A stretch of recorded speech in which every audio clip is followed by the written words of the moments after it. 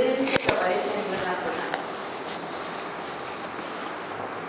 Asimismo, la principal fuente de financiamiento de las emisoras es, en dos casos, la pauta oficial. O sea, imagínense que cuando hay pauta oficial, en los pocos casos en que hay, esta pauta oficial se convierte en el principal sustento de las emisoras, lo cual nos indica la importancia que tiene la existencia de una política distributiva de la pauta oficial en la República Argentina, ¿no? Porque los medios comunitarios evidentemente necesitan del sostenimiento no solamente de las políticas del Estado desde un montón de otros aspectos, sino fundamentalmente desde la posibilidad de acceder a pauta publicitaria concreta. Las otras formas de financiamiento: canjes, publicidad privada, otros fondos públicos, club, grupo de oyentes o amigos o cuota societaria, y dos que no saben, no contestan.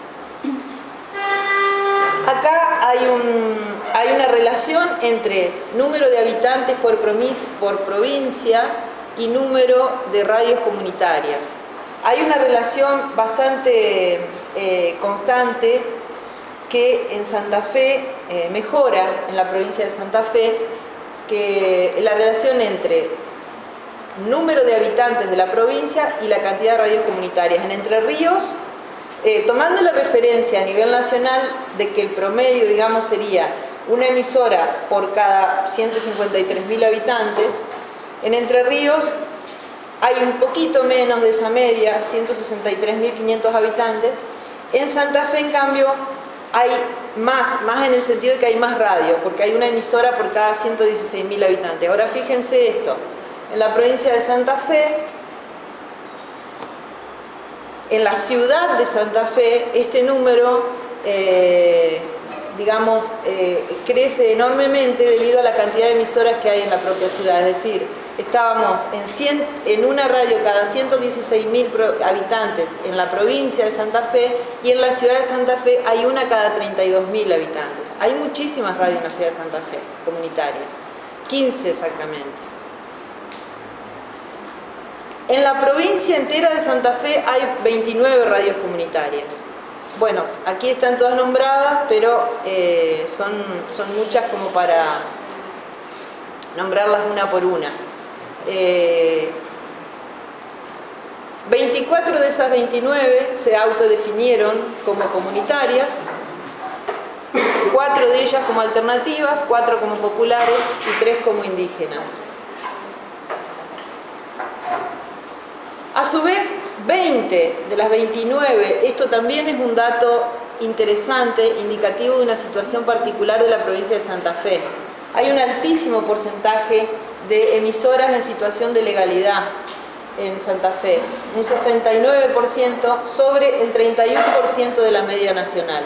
¿Algún tipo de reconocimiento legal? Algún tipo de reconocimiento legal, es decir... No necesariamente reconocimiento claro, legal. Exacto.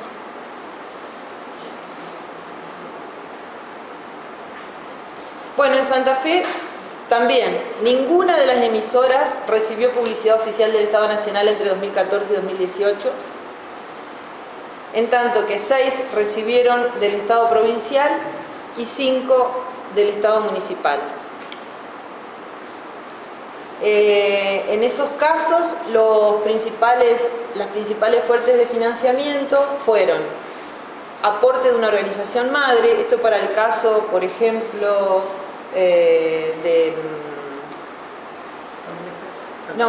cuando es el aporte de organización madre, en el caso de radios comunitarias que pertenecen a sindicatos o a una organización social, estoy pensando que citar un caso concreto, pero no me acuerdo ahora. Ajá. No, Aire Libre no. Aire Libre tiene una biblioteca, tiene un proyecto de educación popular. Pero ellos son la organización madre de las otras. Ya no podría ser el caso. Relativa al servicio grande está la radio de ellos, o la Chalet. O la Chalet, claro. Camco también, ¿no? Radio M también, sí. es sindical. Ajá. De Santa Fe. Bueno, en estos casos las fuentes de financiamiento principales de las radios son aporte de organización madre, aportes de quienes gestionan la radio, publicidad privada, club de grupos de oyentes o amigos o cuota societaria, actividades recreativas, culturales o deportivas para recaudación de fondos y otros. Bien, nosotros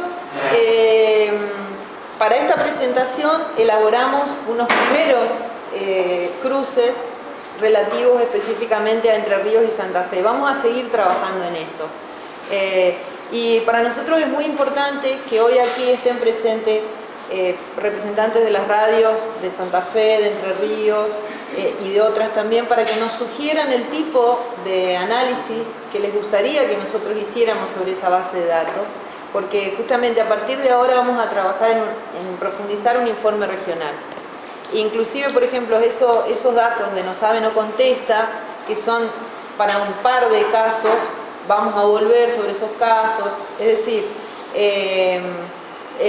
durante el relevamiento nosotros trabajamos en condiciones de mucha presión de tiempo, porque no podíamos extender tanto el periodo en que se captaba la información, porque imagínense que una captura de información en una herramienta cuantitativa tiene que tener un tiempo limitado de captura. Entonces, en ese sentido, las propias dificultades para acceder a alguna información hizo que no pudiéramos volver sobre algunas otras que podrían ser de un relativa fácil acceso, ¿no? Pero ahora en esta próxima etapa vamos a trabajar específicamente sobre eso. Así que les vamos a agradecer los que están cerca, aquellos de ustedes que están cerca de aquí, de la región, que nos hagan llegar sus inquietudes, sus sugerencias, sus comentarios, para justamente para que nosotros orientemos en ese sentido nuestro análisis.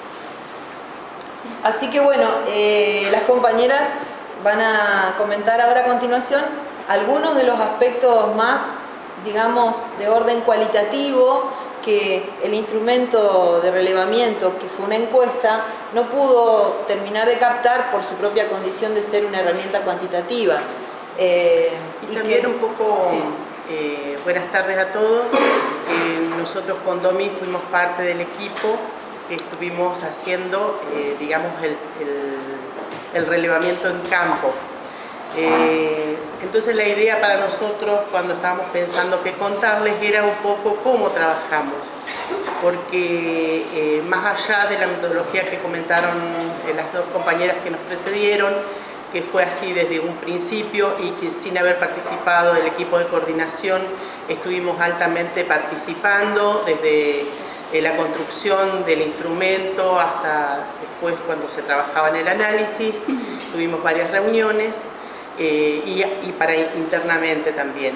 Nosotros somos el área de comunicación comunitaria de esta facultad y nos tocó hacer el relevamiento, como recién decía Patricia, en lo que en ese momento denominamos NEA, que era Chaco, Corrientes, Misiones, Formosa, Entre Ríos y la parte centro y norte de Santa Fe. Eso es el relevamiento que nosotros llevamos adelante. Bueno, sí. un minuto más, nada más. Cuando nosotros tenemos esa base de datos y el instrumento, vemos cómo la vamos a aplicar a la encuesta. Y la encuesta no teníamos ningún tipo de recurso económico, nada más que teníamos el recurso humano con nuestros propios trabajos dentro de la universidad, pero no otro recurso ni humano ni económico. Por lo tanto, empezamos a ver cuál iba a ser la estrategia con la cual íbamos a llegar a estas radios y televisoras. Y solicitamos apoyo de la facultad y por lo menos no podíamos tener tampoco un recurso económico que nos llevara a hacer la encuesta presencial, pero pudimos acceder a un teléfono o a los teléfonos las veces que necesitáramos para conectarnos. Así que fue bastante difícil esta parte, no fue un impedimento, pero fue una tarea de varias comunicaciones para lograr tener el contacto con la gente. Primero para limpiar la base y después para el contacto. Sí, bueno, buenas tardes. En ese sentido, por ahí como para ser un poco breves y dar lugar también al intercambio, nosotros comenzamos, digamos, trabajando con una base de datos que nos fue brindada por la organización en general, digamos, de relevamiento. Nos encontramos con que esa base de datos había que actualizarla, había números que por ahí no eran correctos, había radios que estaban repetidas, y eso también nos llevó bastante tiempo constatar, digamos, y conectarnos medio por medio para ver, digamos, si efectivamente estaban bien los datos. También, digamos, las redes sociales, Facebook, páginas web, blog, nos ayudaron bastante, y también contactos, digamos, y personas ligadas, digamos, a lo que es la comunicación comunitaria nos facilitaron muchos de los contactos de los medios. Entonces, mediante alguna técnica, digamos, de bola de nieve, fuimos dando con los respectivos referentes por ahí de ciertos medios.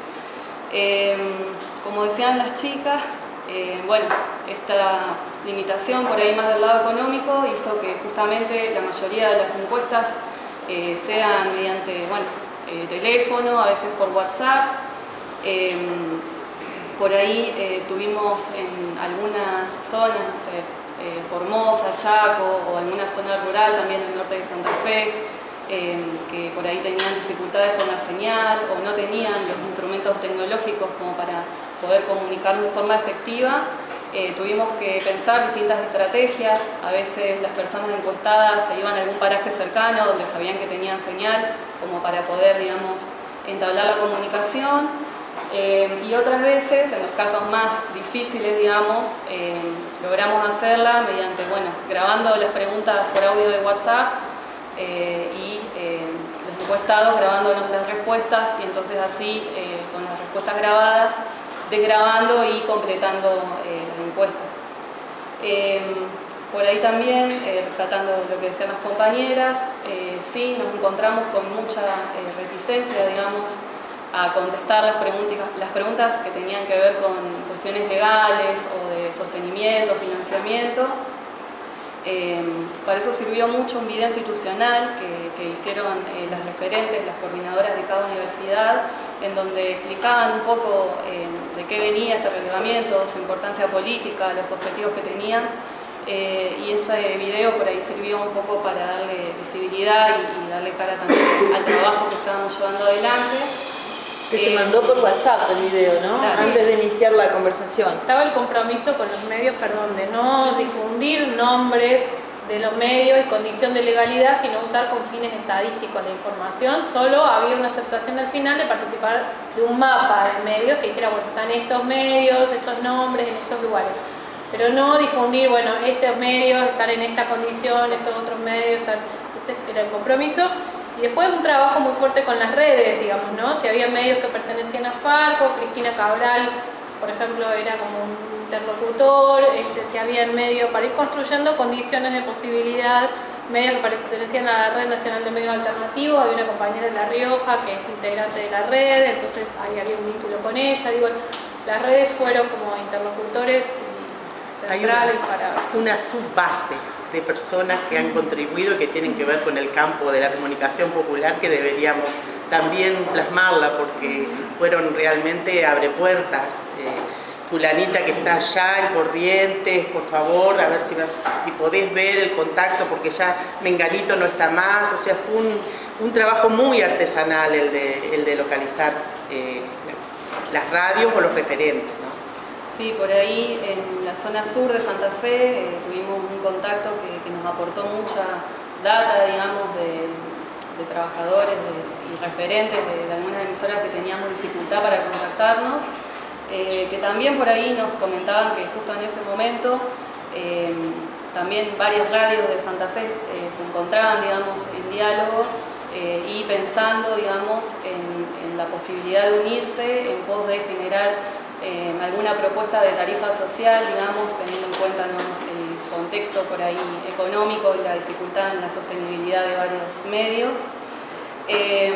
Bueno, también nos socializó este problema o esta reticencia de varios medios en contestar algunas preguntas, y también como pudimos ahí ponernos a pensar, ¿no?, cómo la universidad, si bien es una potenciadora, digamos, en entablar el diálogo con diferentes medios comunitarios, pero a la vez como una doble cara, ¿no?, pensar también, que algunos medios pensaban o entendían la universidad como un lugar de vigilancia en cuanto a, bueno, por ahí algunas preguntas que se les hacían de cuestiones legales y demás.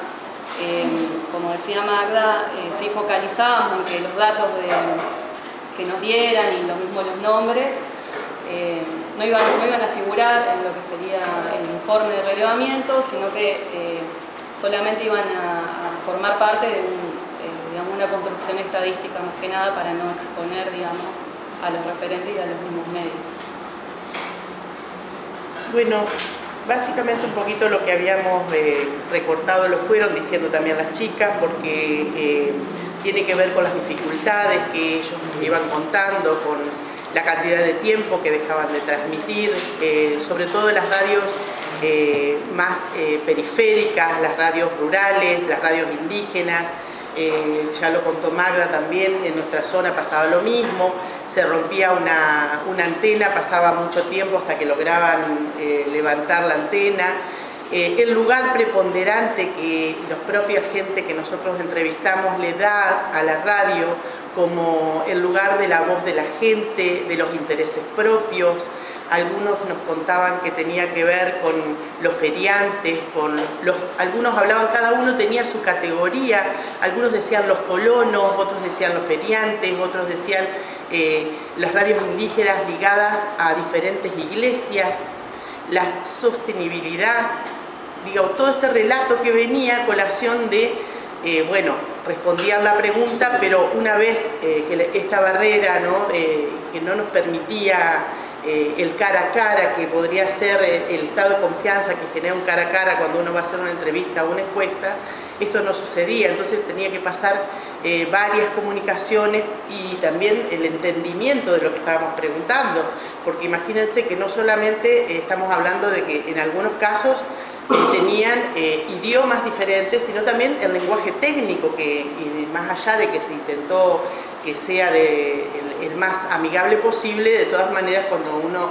planteaba un software o software libre o otro tipo de palabras que tienen que ver con la jerga de la comunicación, no era una palabra fácil para decodificar.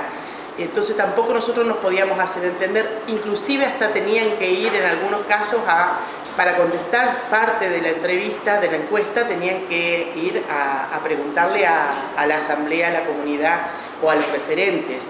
A veces nos contestaba la encuesta el operario y a veces nos contestaba la encuesta el coordinador y a veces nos contestaba la encuesta una persona que estaba haciendo el trabajo, un programa. Entonces todo esto también dio un variopinto de respuestas que no están tan categorizadas en este tipo de instrumentos y que a la vez también nos incentiva a pensar lo rico que el material futuro que hay a partir de toda esta comunicación que hemos tenido, porque ya saben que estamos haciendo este trabajo, los objetivos creo que quedaron claros, fueron los primeros que tuvieron los resultados. Y inclusive una de las cuestiones que nos planteaban, sobre todo hablo de los sectores más alejados, porque lo que son los sectores urbanos son sectores que tienen más rapidez o más facilidad para resolver la dificultad, inclusive más herramientas, recursos. Otra de las cuestiones que nos planteaban es que la producción que pasaban, o sea, la radio era la voz de la comunidad.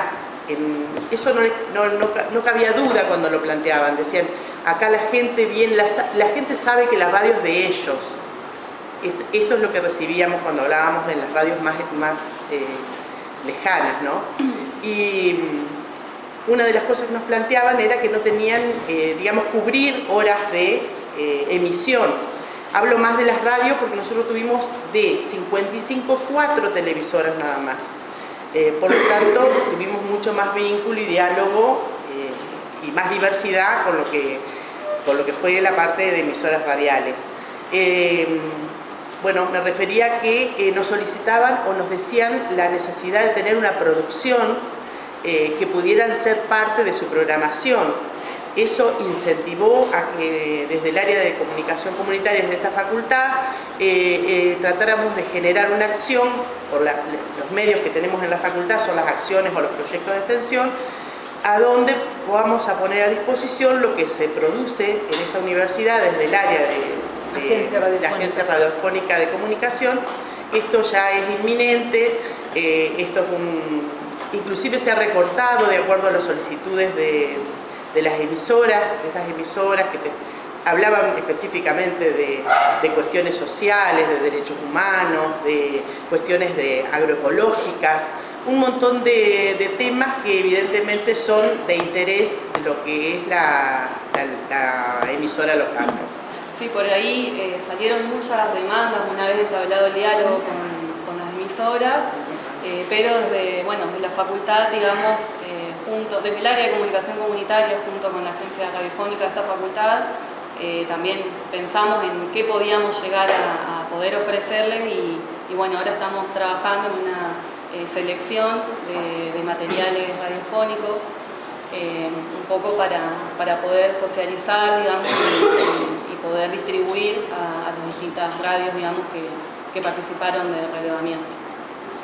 Una situación específica que hoy hablábamos con las chicas, ¿no?, que va saliendo de esto de desglosar más allá de los datos duros, es que entre las primeras bases que teníamos y las últimas, por ejemplo, estamos hablando de 289 medios, pero antes hablábamos de 346. En nuestra zona había 5 radios indígenas que habían tenido o licencia o habían emitido alguna vez o nunca habían emitido. O sea que habían empezado un proceso cuando estaba la anterior gestión, en el 2014, un proceso que les iba a llevar a tener su voz comunitaria y que fue interrumpido por diferentes motivos, porque esto no entró en las encuestas, pero ellos nos decían que tenía que ver con que no sabían cómo afrontar la relación con conformar todas las cuestiones legales, o sea, no tienen, imagínense que en muchas de estas radios no tienen ni siquiera acceso a internet y algunas no tienen ni siquiera celular, móvil. Entonces es muy difícil para ellos plantear como un dato general que llenen un formulario y ni hablar de la sostenibilidad económica. Así que bueno, queríamos dejar ese dato y queríamos leer, como para cerrar, un testimonio de una de las chicas que encuestó y un testimonio de un compañero de una radio. Bien, este es el testimonio de una compañera que estuvo también participando del relevamiento. Algo particular sucedió con la encuesta realizada a un encargado de la emisora de la comunidad Wichí en Formosa. En su comunidad recién ahora tienen señal de internet, por lo que no podíamos comunicarnos por WhatsApp, sino por teléfono de línea. Nos contó que 3 pueblos tienen en común la radio: El Potrillo, Barrio Nuevo e Isla Colón, en las que viven aproximadamente 3.000 personas. Si bien no cuentan con una personería jurídica ni reciben fondos del Estado, trabajan con mucho esfuerzo y en conjunto para mantener las instalaciones y poder solventar los gastos de luz y equipamiento. Se realizan ventas de empanadas y artesanías para recaudar el dinero. La radio tiene un lugar central en la comunidad, ya que a través de ella se informa a sus habitantes de sus novedades, actividades y temas de interés de todas las edades. Es el único medio de comunicación, ya que no todos tienen celular, en un terreno alejado de la capital provincial. Por ahí como para aportarnos a algunas de las realidades con las que nos estuvimos enfrentando, digamos, en el relevamiento. Y para cerrar, una comunicación telefónica que tuvimos la semana pasada con uno de los compañeros de una radio rural del norte de Santa Fe, en la que nos contaba su situación.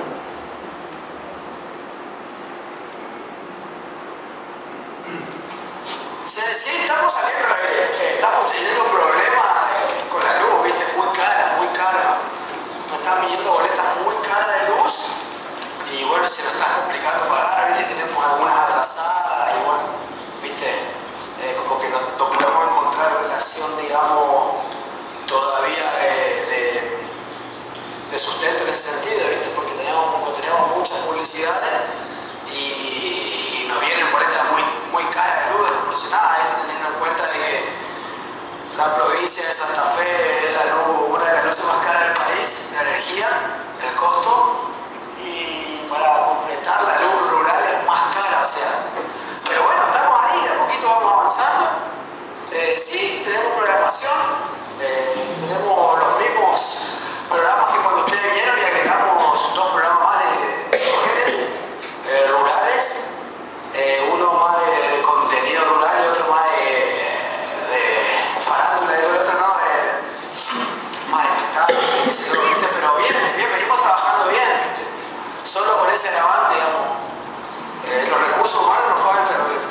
solo recursos económicos. Pero bueno, de paso contarte también, compañera, que nosotros Bueno. 28. Bueno, hasta aquí lo que nosotros hemos podido relevar de las emisoras comunitarias. Bueno. Vamos a dar lugar a preguntas, sugerencias, en fin, a una conversación. Se nos extendió un poco más de lo que habíamos pensado, pero bueno, espero no se hayan aburrido. Tengo una pregunta, un interrogante, no sé bien, digamos. En 2010 2009-2010 con Farco. ¿Se escucha atrás? Hicimos un laburo de capacitación en radios populares a nivel nacional que se conoció a través de un informe titulado Todas las voces pobres, ¿no? Fueron más o menos 100 casos, pero aparece una cuestión que es el motivo que yo quería, digamos, consultarles, porque un porcentaje importante de ese total de 100 o más casos, aclaro que el fin de ese proyecto no era cuantitativo, no era estadístico, sino que era de capacitación en función de preparar condiciones para el despliegue de la ley, ¿no? Sobre todo a nivel federal. Pablo fue uno de los que además trabajó como capacitador ahí, qué sé yo, pero un alto porcentaje eran radios escolares. Radios escolares en el tránsito, digamos, de convertirse en los pueblos donde estaban en la expresión de sus comunidades. Y desde una concepción de la comunicación gestada desde abajo como una manera de atender nuevas teorías relacionadas con el aprendizaje y todo lo demás, que no quiero hacerlo largo. La pregunta es, ¿consideraron algo de esta posibilidad? Si la consideraron, la descartaron por alguna razón. Uno puede decir, podrían no definirse a lo mejor como cooperativas, o parcialmente no, bueno, no de pueblos originarios, aunque también hay escuelas con radios de pueblos originarios, pero claramente sí comunitarias, sí alternativas a modelos de comunicación, ¿no? ¿Qué piensan de esto? Tal vez, ¿cómo lo consideran? Mira, ¿se me escucha? Sí.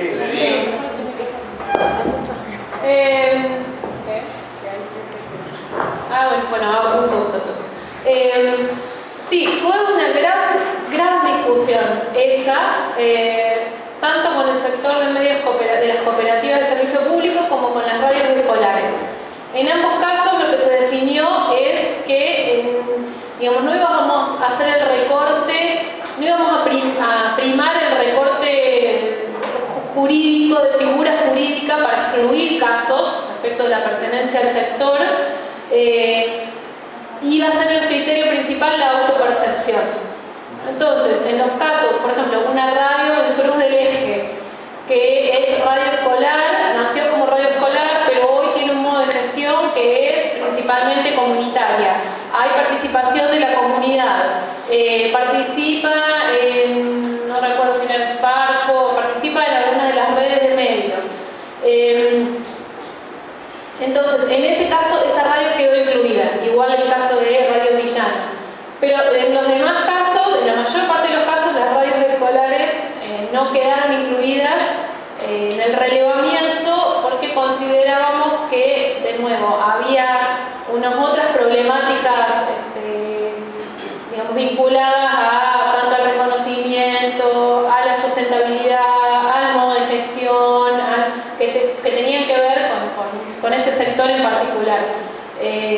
Con las radios escolares nos costó más la discusión que respecto del sector de medios, de las cooperativas de servicio público, porque está más cruzado, pero tomamos este criterio. Cuando había un modo de gestión y una autopercepción de los medios como comunitarios, pese a que funcionara en una escuela, que se definiera jurídicamente como radio escolar, se tomaba. Está el dato respecto de qué cantidad son esos medios en la base. No recuerdo ahora si en el informe, me parece que no está distinguido, pero debían ser unos 10 casos más o menos los que finalmente quedaron incluidos. Y esa otra percepción en el diálogo con el referente, digamos. En diálogo con los referentes. Habíamos definido 4 criterios. Uno era la autopercepción, otro era pertenencia a redes, otro era no tener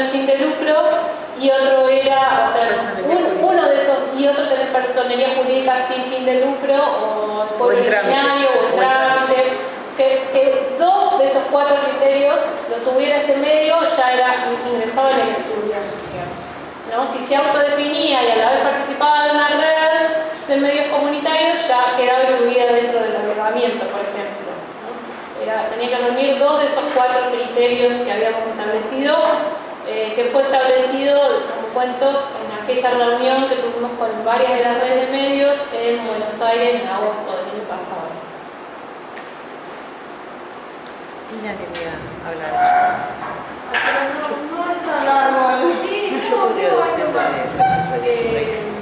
nuestra cátedra participa y con toda la riqueza que ustedes planteaban de no más de datos, todo lo que significa, pero quería poner el punto lo que significa todo esto para la universidad, o sea, hacia nosotras mismas, como cátedra, lo que movió, no únicamente por el trabajo, sino por la interpelación al mismo término de extensión o a la misma relación que teníamos. Porque así como ustedes tienen agencia y los trabajos de ustedes pueden y van a ir a esas áreas, nosotros no tenemos, sino que nos piden que vengan los chicos a hacer los programas de radio. Que es todo un tema que los estudiantes, ¿no es cierto?, vayan a estas radios comunitarias con todo lo que eso significa. Pero además, por ejemplo, radios del interior, donde nos han planteado, ay sí, la universidad, ay sí, los chicos, aquí por ejemplo necesitamos que alguien nos acompañe para sacar, no saben sacar el CBU en el banco. El estudiante universitario no es el chico de los mandados en este sistema. Y eso lo tenemos que tener muy en claro, inclusive nosotros. No estamos para los mandados, estamos para los posicionamientos y no estamos para gestionar la escasez de recursos que políticamente nos pertenecen. Estamos para aceptar posicionamientos con nuestros estudiantes. Estos proyectos, más allá de los datos riquísimos, nuevos, no novedosos, nuevos, porque no los hay, significan también mucho de eso para nuestras cátedras. Es un repensar. Así que bueno, agradecidos nosotros también de todo el trabajo. Sí,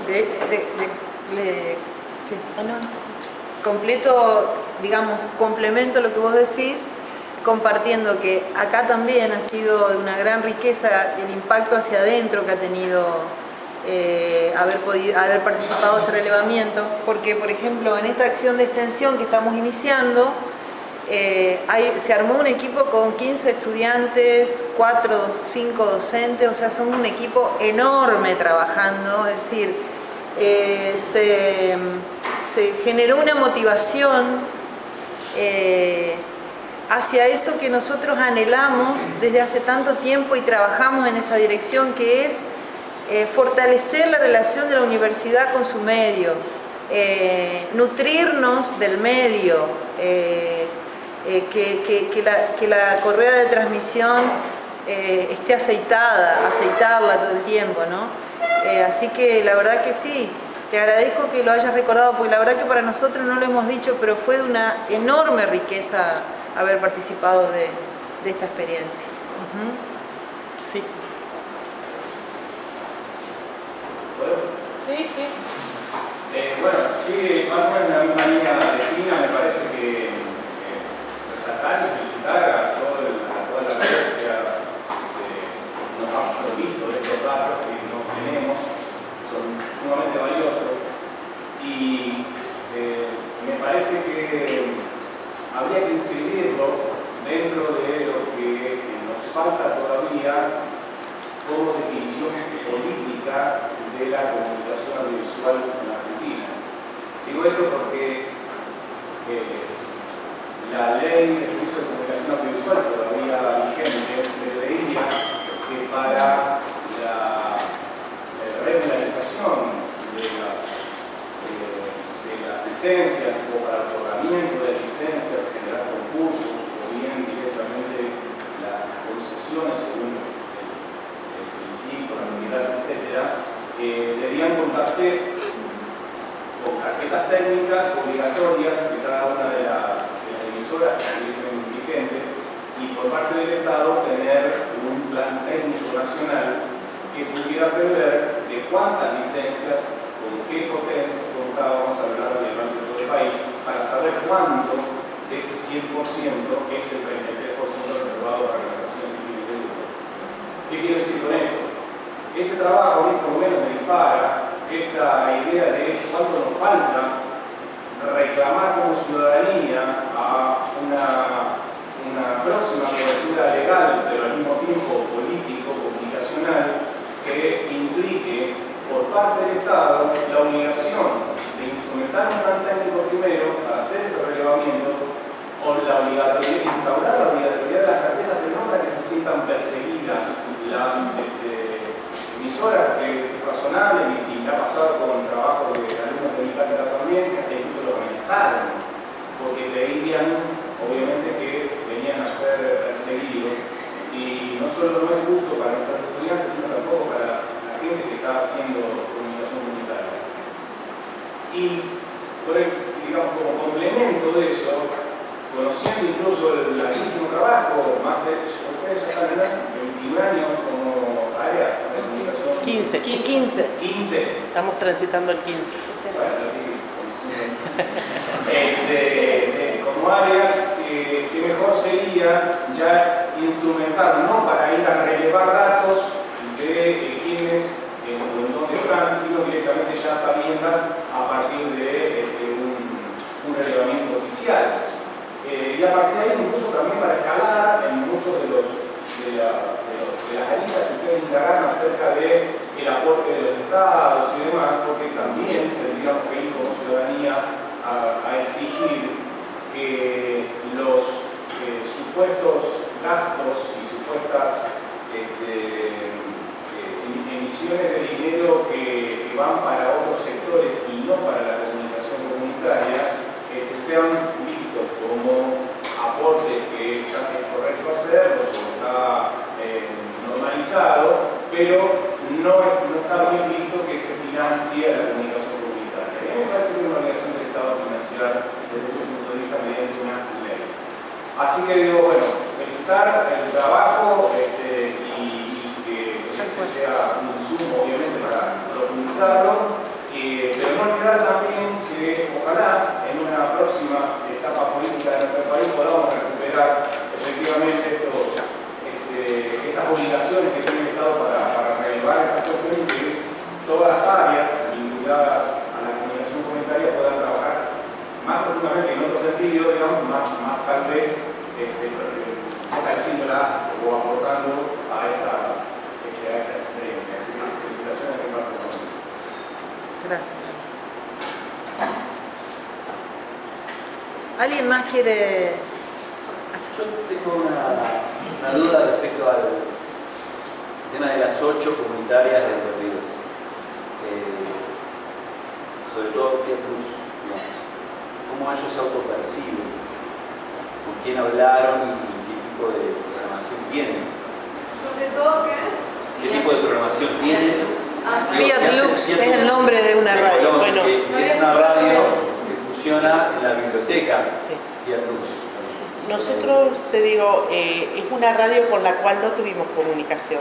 Así como estábamos contando que había tanta diversidad para poder relevar el campo, hubo 2 o 3 radios en las 60 a las cuales llegamos, emisoras, perdón, que quisieron hacer la encuesta vía mail. Nosotros solicitamos autorización a los coordinadores y eso podía encuadrar. Nos dijeron que antes de no tener el dato era preferible hacerla, así que Fiat Luz es una de las radios que habría que indagar más en profundidad para darte una respuesta más concienzuda, porque fue una radio que después de muchas comunicaciones dijo: mándenme la encuesta por mail. Así que llegó por mail a... De todos modos, si se tomó el caso es porque reunía alguno de los 4 criterios, 2 de los 4 criterios de estos que mencionaba. Bueno, el de autopercepción seguro, porque ellos se definieron como comunitarios. Una cosa que... Y perdón, en relación a esto, porque digo, no la conozco, pero tengo entendido que pasa música nada más. Entonces digo, ¿cuál es la función comunitaria que cumple la radio, porque está en una ciudad tampoco. Bueno, esta es la idea que nosotros tenemos, Pablo, respecto de lo que viene a continuación, Claro. en nuestro caso acá desde el área, que es nuestro próximo proyecto de investigación, y estamos ya trabajando en eso, que va a estar unida a esta acción de extensión y todo eso, es como profundizar el conocimiento de las radios de nuestra región. Así que la idea sería Sí, también trabajar era, digamos, era difícil, en un instrumento de censo no era difícil esto de pensar en la función de la radio, ¿no? Sí había una pregunta, que no sé cuál fue la respuesta de esta radio, pero de todos modos, para no individualizar en los casos, digamos, había una pregunta que era ¿por qué considera que la población elige a la radio? Y entonces era, bueno, había una serie de opciones y también había posibilidad de abrirlo, que era, bueno, porque trata temas locales, porque es el único medio, por el modo en que aborda ciertos temas, ¿no? Bueno, y esa era como la única pregunta que podíamos hacer en términos de percepción respecto de la función social del medio en la comunidad. Luego hubiera implicado otro tipo de relevamiento y de acercamiento, poder conocer más en profundidad cuál es la función social del medio, ¿no? en esa localidad.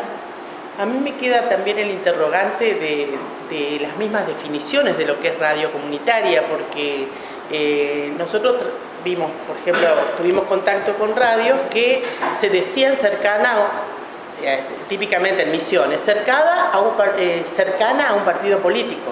Pero la radio es la radio de los colonos, y la radio lo que hace es dar un servicio de lo que necesita la gente de aquí, de lo que produce. Entonces, cuando uno dice la radio comunitaria, ¿se refiere a la definición que hay de radio comunitaria, o esos márgenes ya hay que rediscutirlos y extenderlos? Y algunas que eran privadas.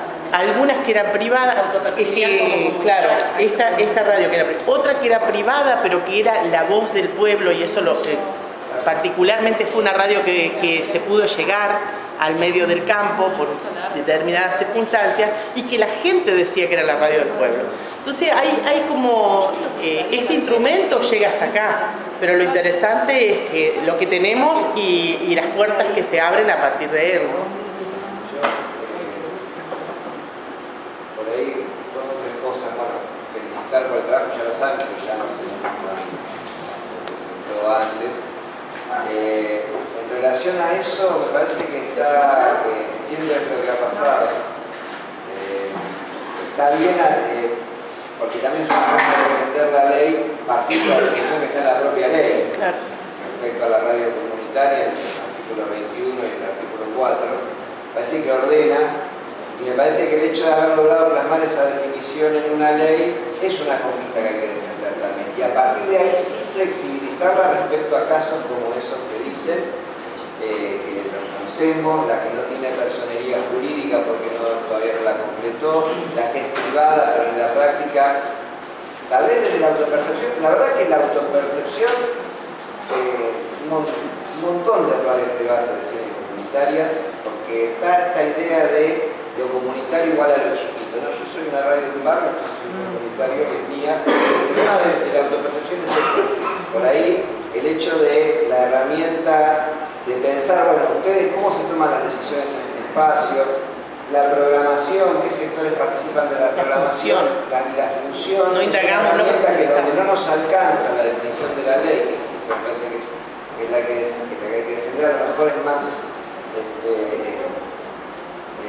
sólida que la autopercepción, que también es igual con criterio, pero tiene ese problema. Nosotros la pasamos discutiendo con radios familiares o privadas que, como se sienten excluidas, por ejemplo, de las políticas que conquistamos, como los fomentos, dicen, pues yo también soy comunitario, ¿por qué no? Vos sos el dueño de una radio que está en un barrio que capaz que cumple una función interesante también, pero no es de propiedad social, que es. Y después por ahí aportar un matiz a lo que decía la compañera ya respecto a si por ahí a veces sucede que el estudiante se siente el chico de los mandados de la radio. La verdad que muchas veces también les pasa a las radios que se sienten el sujeto de aprobación de la materia del estudiante.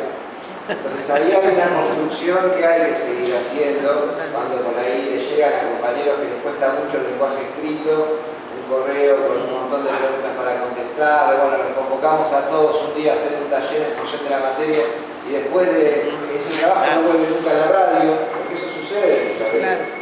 Se terminó el proceso, pusimos un equipo de gente que le cuesta mucho cotidianamente sostener un trabajo a disposición de un trabajo práctico, y bueno, volvimos más, y eso genera algo que cada vez pasa menos, hay que decirlo, porque la relación entre la universidad y las redes y este propio proyecto es una expresión de eso, fue creciendo y fue construyéndose de otra manera, y cada vez está menos eso de ser los objetos de estudio solamente, y muchos ya somos docentes en la universidad y hay áreas de comunicación popular, de literatura, pero todavía en muchos lados subsiste, y es bastante lógico que quien necesita desesperadamente una herramienta, por ejemplo, trate de manotear al que supone que la conoce para pedírsela que le ayude con los papeles o que le haga determinado. En todo caso, lo que hay que tratar de hacer, me parece, es institucionalizar esa relación, ver las maneras de institucionalizar asesoría jurídica, tecnología,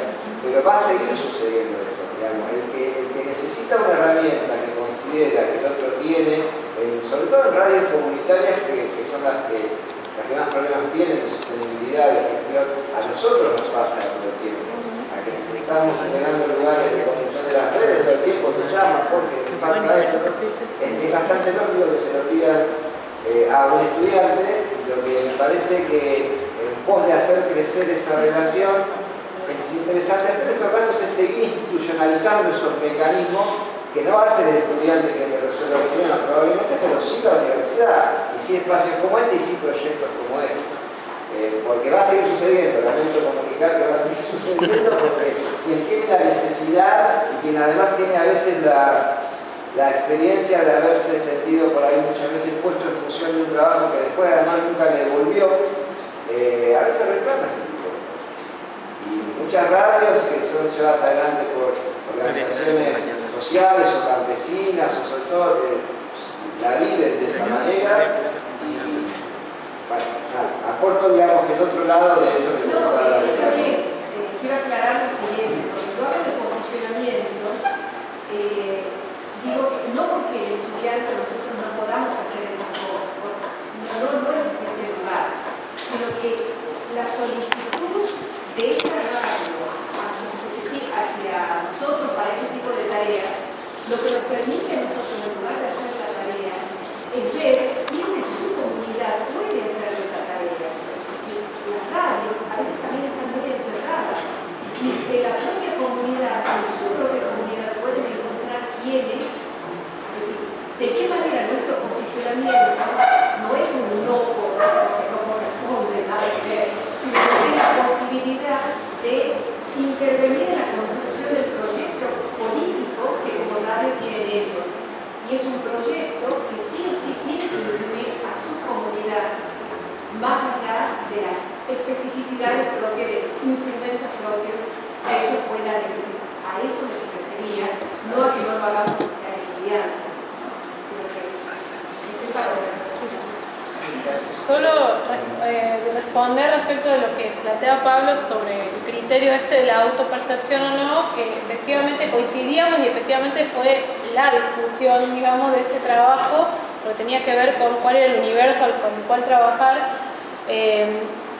Bueno, la primera propuesta fue pensar, bueno, esto, personas jurídicas sin fines de lucro.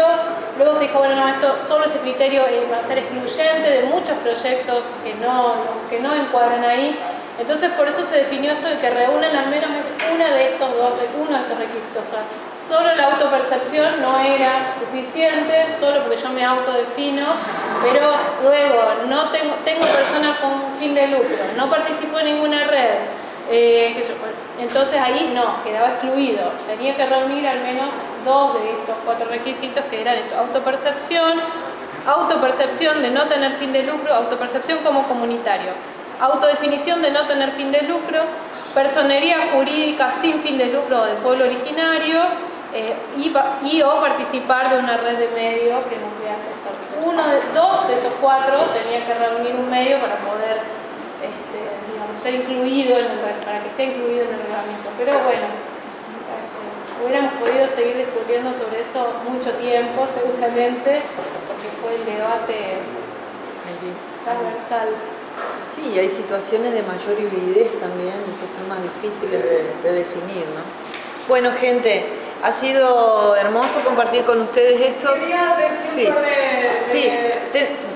ya te doy la palabra. Les explico, tenemos que ir cerrando porque a la 1:30 empieza otro panel acá para que tengamos 5 minutitos para despejarnos. Pero, por favor. Yo quería destacar la potencialidad, digamos, que tiene, primero, esto, ¿no? de como aunar en un proyecto como las distintas misiones de la universidad, o sea, la investigación, la extensión, y que eso después vuelva al ámbito académico, al aula. Bueno, eso me parece súper positivo, y también destacar la potencialidad que tiene el trabajo en red, porque esto se pudo hacer porque hay 11 universidades que se pusieron de acuerdo para llevar adelante esto, más allá del interés que cada equipo, digamos, tuvo o tiene en relación a esto. Eso. Sí, no sé si lo dijeron al inicio, pero también parece importante que de todo el país, que también se están haciendo presentaciones en otros congresos, jornadas, las integrantes de los equipos de estas universidades van a estar también representando a este gran equipo en distintos eventos, y que la idea es esa, que se pueda socializar el informe, que se pueda, como decía, está disponible en el Facebook de RICAP, que se llama así, RICCAP, RICAP. En el Facebook de RICAP está disponible el informe. Hay un link también, pero no encuentro el modo de ponerlo. Acá no, lo ponemos acá, si me lo dictás. Es RICAP. Acá, mira. Si ustedes buscan en Facebook RICAP, ahí está el informe disponible. El blog del área de comunicación comunitaria también. Ah, está en el blog del área. El blog del área, sí. Área de comunicación comunitaria. El blog. Bueno, muchísimas gracias.